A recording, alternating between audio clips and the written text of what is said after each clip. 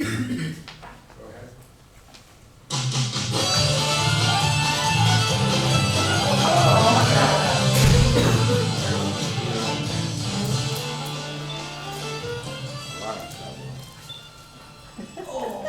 Oh, that was lucky. Mr. Reingold, your 10 o'clock appointment is here. A Miss Alberta Huddleberg. Shall I bring her in now? Now? But I have a golf date at 1 o'clock. Can't you see I'm busy? Oh, I can indeed, sir. The thing is, though, that you set up this appointment with her 2 weeks ago. And she's flown in all the way from Atlanta to see you. Egad, Atlanta. That's in Georgia, is it not? Oh, quite so, sir. Now, doesn't some song tell us that the devil went down to Georgia? Well, yes, sir. If I recollect correctly, it does. Then doesn't that mean that Georgia is somewhere in hell? Oh, very amusing, sir. Now, about Miss Huddleberg. Yes, she's that newspaper columnist, isn't she? Yes, she is, sir. She's here to interview you for a human interest article about the Pacific Northwest. Oh, yes, I remember now.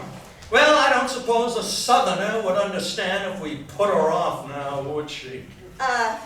No, sir, I suppose not. You know how they insist on manners and all that down south. Silliness, but what are you going to do?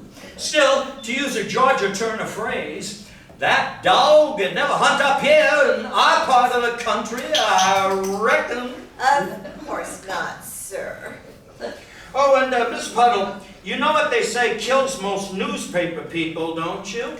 No, sir, I don't believe I do. They say it's usually bad circulation.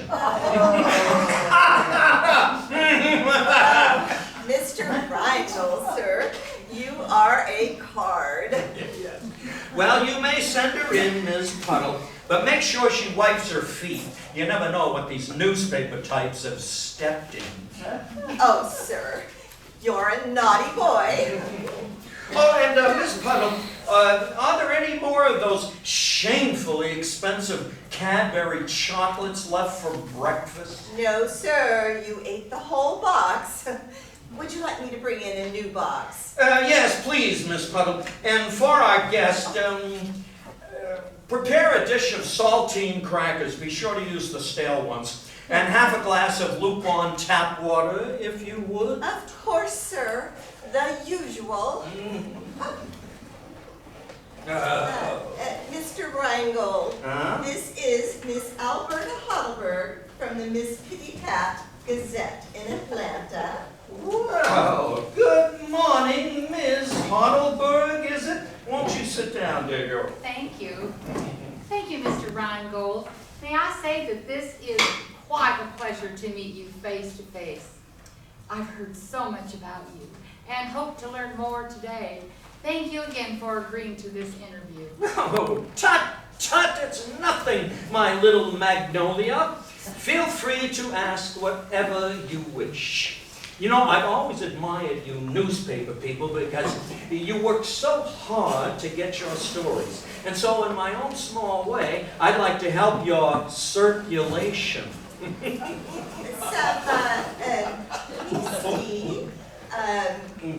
Some tasty saltines for you, ma'am, with a nice small half glass of water. And for you, sir, a delicious assortment of Cadbury's exclusively premium chocolate. Oh, very good indeed. Thank you, Ms. Puddle. Now, don't the chocolates come with one of those maps of the layout? They do indeed, sir. Ooh! Hey, here you are. Your favorite, the coconut almond nougat, is in the second row, Yes. third from the left. Yeah. And your next favorite, the pecan and strawberry cream trouble. Yes. It's in the third row, second from the right. Superbly done. Thank you again, Ms. Puddle. Now, as I was saying, the fact is that that will be all, Ms. Puddle. Well, I must say I appreciate these crackers, and the water looks rather refreshing. You really shouldn't have gone to so much trouble, Mr. Reingold. Oh, nonsense, my little magpie. You're a guest, and as such, you deserve special consideration. Oh, by the way, how was your flight from that dreadfully humid Atlanta to our delightfully glorious SeaTac? It was just fine, just fine. But it's a long way to here. Well, I just hope the pilots had read the current bestseller prior to your flight. I don't believe I'm familiar with that bestseller, sir. I'll have to recommend it to our literary critic at the Gazette. What's the title? It's called Flying for Dummies. Sounds like a satirical piece. Who's the author? It's by a gentleman named Landon Safely. Oh, you are a choker, Mr. Reingold. Thank you once again for meeting with me, sir. Well then, shall we begin? Please, what is it you would like to know, Ms. Heidelberg? First of all, sir, I understand that you were born quite poor and built your business empire from virtually nothing. Would you say that's accurate? Well now, my mint julep, let me put it to you this way. It was 1932, and I was just a young tyke. It was the depths of the Great Depression. But one lucky day, I found a bright, shiny nickel in the gutter. I invested that nickel in an apple. I spent the entire day polishing that apple, and at the end of the day, I sold that apple for 10 cents. My goodness! So that was your very first sale in a career that would last days and months and years, your annual total millions of sales? Yes, that's true. In fact, this is a solid gold replica of that first apple I sold back in 1932. Oh, goodness gracious. Mr. Reingold, it must mean an awful lot to you, sir. Well, let me put it this way, my Georgia peach. You know how some people frame the first dollar they ever made? Well, for me, this apple takes me back to the moment I sold that very first apple for a profit of just 1 nickel. It was the start of something big. Now, you probably heard how proud we are of our apples up here in the great state of Washington.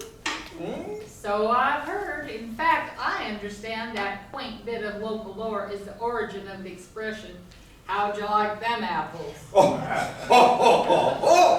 I beg your pardon, Ms. Heidelberg, but up here in Washington State, our apple trees are as sacred to us as your peach trees are to you Georgians. Oh, sir, I do apologize. Oh, my. Could I possibly hold it? Oh, I'd really rather you didn't. You see, the printer's ink oils from your newspaper fingers. You understand, don't you? Oh, yes, of course. I quite understand, Mr. Reingold. Perhaps I could photograph it later when we finish. Oh, I'd really rather you didn't. You see, the camera flashes degrade the apple's surface patina. I'm sure you understand. I sure do. I quite understand, sir. Forgive me. I guess I got a little carried away. It's just such a magnificent apple. It is, isn't it? Now then, where was I? You had just sold your first apple for 10 cents. Oh, yes. It was from that first 10-cent sale that I began the long climb to all of this. Oh, sir, I've heard the swimming pool, the jacuzzi, the yacht, Yeah. yeah, the private jet, a submarine sports car, kidnap insurance, your own fine art museum, Yeah. secretaries who have secretaries. I could go on and on. Yes, it does seem a little extravagant, doesn't it? But such are the fruits of hard work and success, I suppose. Now then, was there anything else you would like to know, my radiant rosebud? Well, I'm curious about what happened after you sold that first apple for 10 cents. Oh, yes. Well, now, let me see. The next morning, I invested my 10 cents in 2 apples. I spent the entire day polishing them, and at the end of the day, I sold them for 20 cents. I see. Please go on. This is fascinating. Yes, it is, isn't it? Now then, I continued that system, and by the end of the month, I'd accumulated a fortune of $9.80. I can understand that back in the 1930s, $9.80 went a lot farther than it does today. Still, Mr. Reingold, if you'll forgive me, that still falls far short of swimming pools, jacuzzis, and massage therapists. Oh, yes, of course, of course. Well, after that, I invested the $9.80 in a market stall so I could polish and display a lot more apples. I began making a profit of $50 a month from then on. And that your sales began to increase and you reinvested and your fortune continued to grow exponentially. Is that what happened? Well, not exactly, my delightful buttercup. You see, I continued to make about $50 a month. Now, sometimes 60 and sometimes 40. But on average, I was able to put away and save the sum of $50 a month from then on. But, Mr. Reingold, sir, excuse me for pointing this out, but $50 a month comes to just $600 a year. If you were only making $600 a year, how could you afford all this? The jet, the yacht, the underwater sports car? Oh, is that what you're wondering about? Well now, my delicate dumpling, let me back up just a little before I get to that. Oh, yes, yes. Please go on, Mr. Reingold. You see, my poor wife and I were still living in the cruel grip of abject poverty. And everything about our lives looked terribly hopeless. Oh, sir, I can well imagine. My parents grew up during the Great Depression, too. Oh, the stories they could tell. Oh, yes, yes, how fascinating, I'm sure. Well, now, where was I? Oh, yes.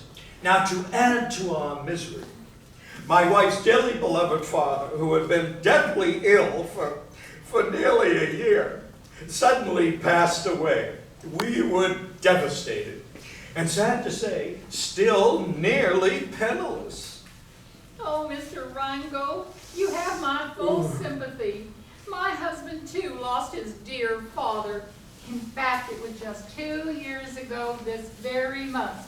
Oh, he was a wonderful old country boy from down in the bayou. I can still picture him picking his banjo on the porch of their ramshackle house. Oh, yes, yes, how heartbreaking, I'm sure. Now then, Where was I? Oh, yes. But you know what?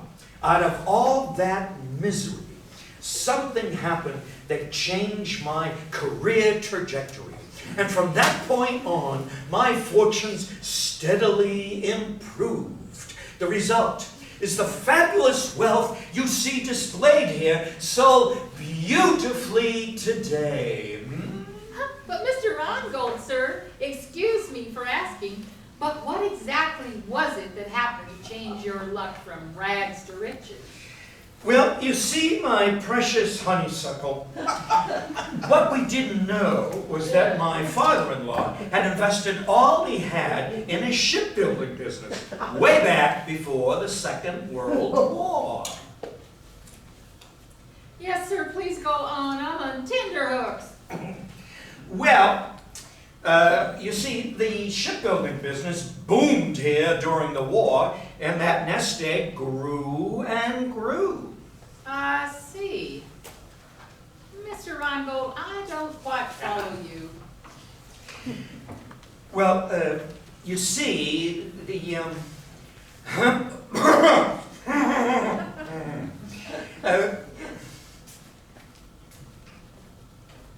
in his will, my father-in-law left us $4 million. And that, my tender lamb chop, is how hard work pays off. Oh, yes, yes. You know, Mr. Reingold, this is becoming quite clear to me now, sir. Would you care for some more saltines, Ms. Heidelberg? More crackers? More stale crackers? Look, my little bottom-feeding catfish, that there dog just won't hunt. You mangy blue-nosed tick hound. I came all the way across the country just to have you tell me some lame-brain tale about how you got rich by inheriting $4 million as a starting stake. What a bunch of hogwash. You copperhead pit viper. What a sorry bit of snootiness you are. And you think you're a representative of the great Pacific Northwest? Snookums? I'm sure I can do a lot better elsewhere as long as I'm here in town. And Mr. Reingold, do you know where you can put them crackers? Honey Bunch. And while you're at it, put that golf club there too. Have to like that apple.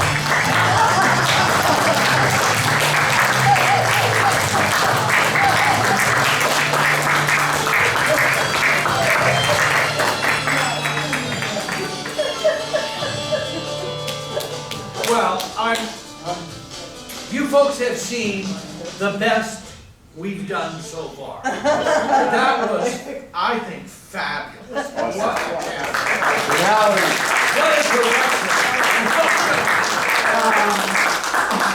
That was really, you guys are great. Miss Heidelberg, the delicate flower, the buttercup, the lightning bug. Did you hear that they've managed to cross lightning bugs with the mosquitoes so they can see them at night? Was played by Claudia Lane.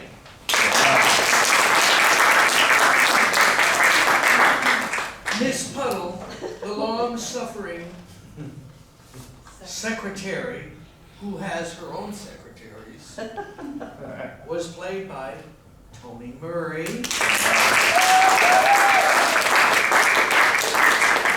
And the insufferable, bad, and terrible representative of the Pacific Northwest was played by none other than the original author, Marc Harrison. The music and technology was run by Naomi.